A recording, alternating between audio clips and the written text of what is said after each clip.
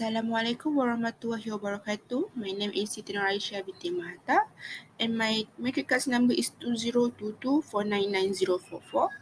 So today I would like to present two chapters in FIN430 which are chapter 6 and chapter 7. So chapter 6 we will learn about time value of money and chapter 7 is working capital management. Firstly, I would like to present chapter 6 first. So, as introduction for this chapter, it means that a dollar received today is worth more than a dollar received in the future. So, time value of money is essential in financial management because it enables us to understand how shares and bonds are valued, how the value of a new project is determined, and etc. So in time value of money has three elements. First is future value and compounding. Second, discounting and present value.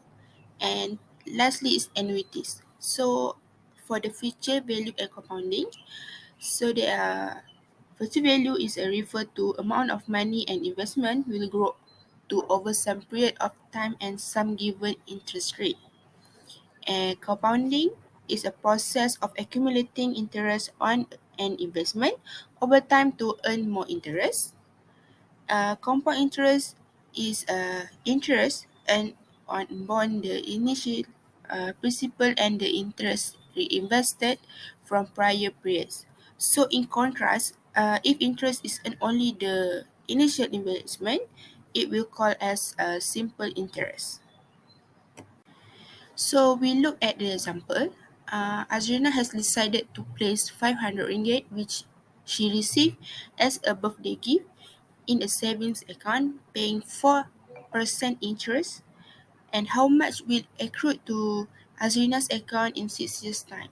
So here we see that N as referred as time and interest IY refer to interest here which is 4%, and PV is a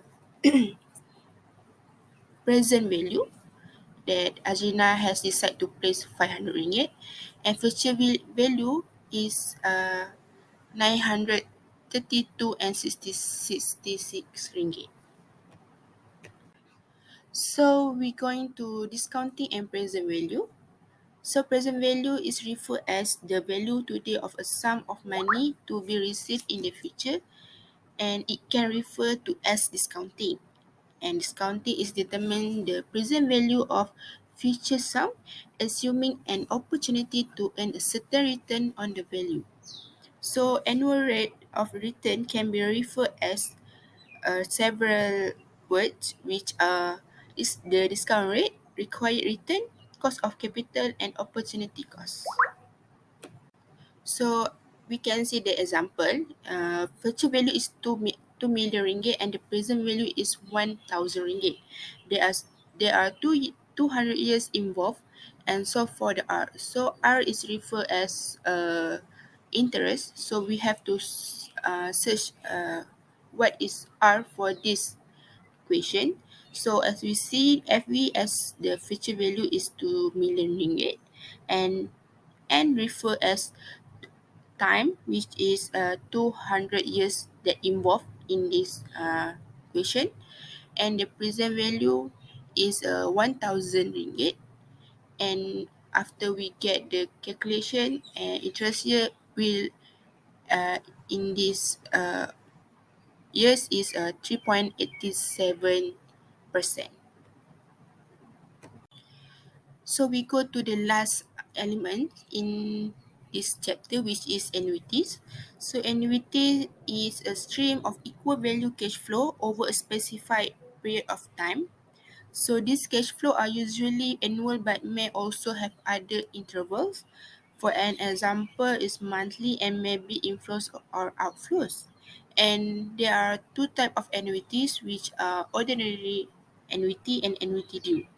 So, for the type of annuity, we go to ordinary annuity, which is a cash flow occur at the end of each period, and second is annuity due, which is cash flow occur at the beginning of each period. So the future value of annuity due will always greater than future value and of an ordinary annuity. This is because the cash flow for an annuity due occur 1 year earlier than that for an ordinary annuity and therefore can earn interest for an additional year. So we go to the chapter 7, which are working capital management.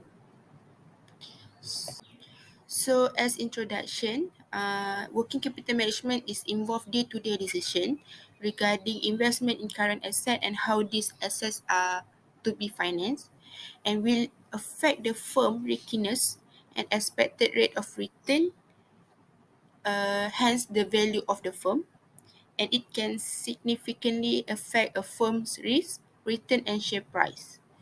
So it's a sufficient cash on hand to meet all short-term obligation. So for the business, what will we think in a working capital management? There are two, which are the appropriate levels and mix of current asset and the appropriate level and mix of current liabilities.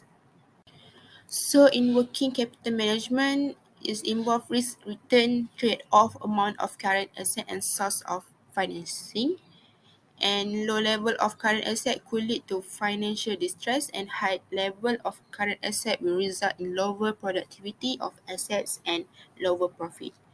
And working capital will affect the firm profitability and liquidity. So as we see in this column, so if current asset increase, profitability will be lower and liquidity will be higher. And if current liabilities is increasing, profitability will be higher and liquidity will be lower. So there are six cash shortage in scenario, which is delay of payment to creditors and suppliers, inability to secure materials, eventually the company will face technical insolvency and bankruptcy, low cash flow due to lack of sales resulting in further cash shortage, low production levels due to lack of materials and less amount of finished good available for sales.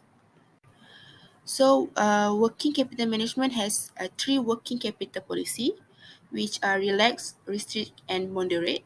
So for the relax is a low risk policy and it has a high liquidity and potentially low return from investment due to low productivity of current assets relative to fixed asset.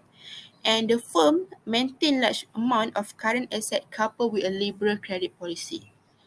For the second one is restrict, which is a high risk policy and it has lower investment in current asset enable the firm to increase investment in other productive investment and thus will result the higher returns. And current asset is reduced to a minimum with a stringent credit policy. So the last one is moderate, and moderate is a between relaxed and restrict policy, and it will result in moderate risk and return and investment in current asset at a minimum level without sacrificing liquidity requirements. So there are some concepts in working capital management, which is permanent current asset, which is a minimum amount of current asset of a company needs to continue operation. For example, is inventory, cash, and account receivable. Second is temporary current asset, which is sudden increase in the current asset due to a sudden increase in sales. For example, is receivable and inventory. Third is temporary sources of financing that involve current liabilities such as not payables. Fourth is permanent sources of financing. It involves long-term finance, which is in debt in equities, and spontaneous sources of financing that arise from day-to-day operation. For example, is account payable and accrual. So that's all from me. Thank you.